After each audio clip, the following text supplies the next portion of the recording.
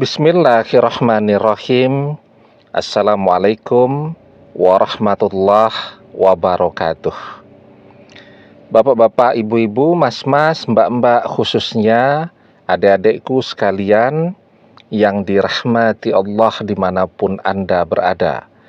Kembali di IIP Channel bersama saya, IIP Wijayanto.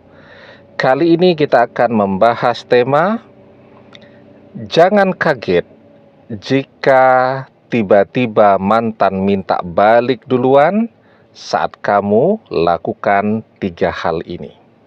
Jadi mantan yang memaksa berpisah, mantan yang merasa bosan, merasa jenuh dengan kita, bahkan bisa jadi mantan yang mengkhianati kita. Jadi ketika mantan mengkhianati, kan memang dia maunya begitu. Kita kejar-kejar ya seperti orang main kejar-kejaran. Tambah kita kejar, dia tambah menjauhi kita. Tidak akan pernah bisa kita dapatkan. Karena yang menginginkan perpisahan itu adalah mantan, ya. Nah, oleh karena itu kalau masih mencintai mantan dan pengen mantan kembali kepada kita, yang harus kita lakukan bukan ngejar-ngejar mantan. Itu jawaban tuh kenapa ada begitu banyak misal orang komen ya di berbagai video tentang mantan, video-video di berbagai channel YouTube kalau membahas tentang mantan itu komennya selalu sama. Ya, didekati mantan menjauh, sudah capek ngejar-ngejar mantan karena tidak ada respon apapun dan seterusnya. Jadi ketika memang mantan yang menginginkan perpisahan dan kita kejar-kejar, maka itulah jawabannya kenapa mantan tidak pernah bisa kita dapatkan. Tambah dikejar, tambah menjauh. Nah, jadi sekarang apa yang harus kita lakukan? Ya, jadi yang pertama, kita jangan ngejar-ngejar mantan ya, termasuk di dalamnya itu berhenti mengintip media sosial mantan. Kita harus mengabaikan mantan. Ya, jadi setelah perpisahan itu terjadi, ya seperti tidak terjadi apa-apa saja. Tidak usah curhat di media sosial, tidak usah cerita kemana-mana ya. Tidak usah melakukan perubahan apapun juga di media sosial, misal contoh menghapus foto saat masih bersama mantan dan seterusnya. Ya seperti tidak terjadi apa-apa saja.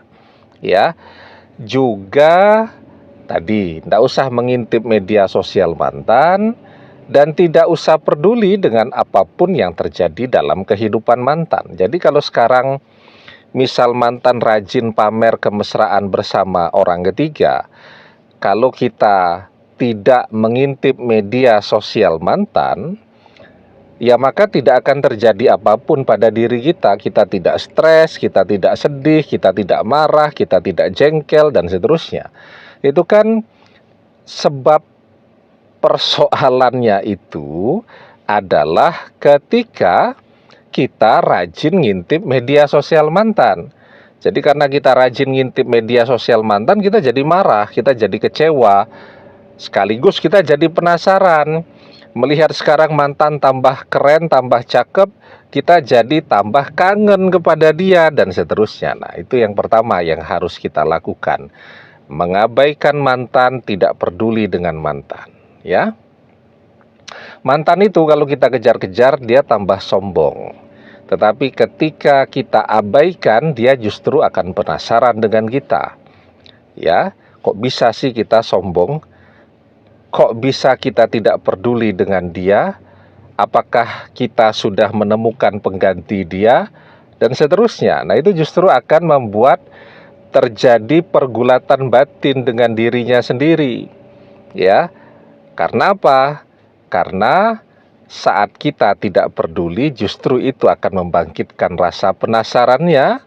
Tetapi ketika kita kejar-kejar, justru itu membuat dia akan tambah menjauhi kita. Itu yang pertama. Kemudian yang kedua, sekarang yang paling penting adalah Kita fokus saja kepada kehidupan kita. Kita teruskan karya-karya kita, kita terus bekerja. Kalau masih kuliah, rampungkan kuliahnya ya. Kita berusaha sebaik-baiknya. Kemudian kita mencoba mencapai apapun yang selama ini agak sulit tercapai karena ada kesibukan bersama mantan. Kan dengan mantan itu kita sibuknya luar biasa tuh. Dari pagi sudah harus antar jemput ke sana kemari. Nanti siang harus nganterin makan siangnya. Sore jemput dia dari kerja atau tempat kuliah dan seterusnya. Jadi waktu kita habis banyak sekali tuh untuk mantan. Nah, sekarang dengan waktu yang banyak, kita bisa mengejar masa depan kita, menata kehidupan kita kembali ya. Dan kalau kita fokus, kita mau kerja keras, ya kita akan mendapatkan hasil sesuai dengan apa yang kita kerjakan. Semakin banyak kita bekerja, semakin baik kita bekerja, semakin banyak pula rezeki yang bisa kita dapatkan. Wa 'alaisa lil insani illa masya'a. Dan bahwasanya seorang manusia tiada memperoleh selain apa yang telah diusahakannya. Ya, nah, yang kedua ini sangat penting. Menentukan yang ketiga. Jadi ketika yang kedua ini kita sukses, ya kita mapan. Kalau kita sukses mapan, duit kita banyak, kan kita bisa beli baju yang bagus, beli mobil, beli rumah, handphone yang keren, yang bagus, yang canggih. Sehingga ketika kita difoto tuh kita jadi tambah cakep ya. Kalau yang wanita bisa rajin ke salon, ya bisa beli make up yang mahal, bisa fitness dan seterusnya. Kalau duitnya banyak kan kita bisa melakukan begitu banyak hal. Nah, ketika kita menunjukkan di media sosial ya berbagai pencapaian-pencapaian kita. Misal dalam usia 25 tahun sudah bisa beli mobil sendiri, sudah mulai nyicil beli rumah sendiri ya, sudah punya pekerjaan yang punya income yang besar dan bagus begitu. Nah, maka kalau kita posting yang demikian di media sosial kita, itu akan membuat banyak orang tertarik kepada kita ya.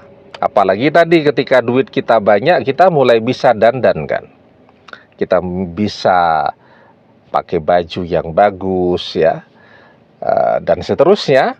Nah, maka akan banyak orang yang tertarik untuk jadi pendamping hidup kita.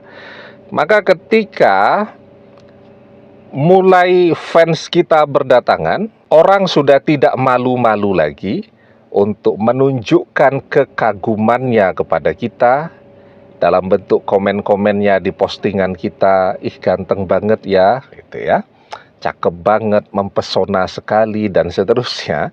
Nah, maka mantan kan akan baca tuh karena ketika dia melihat kita mulai sukses, jadi dari pertama ya, dia melihat kita tidak penasaran dengan dia. Itu yang akan membuat dia jadi penasaran kepada kita kan.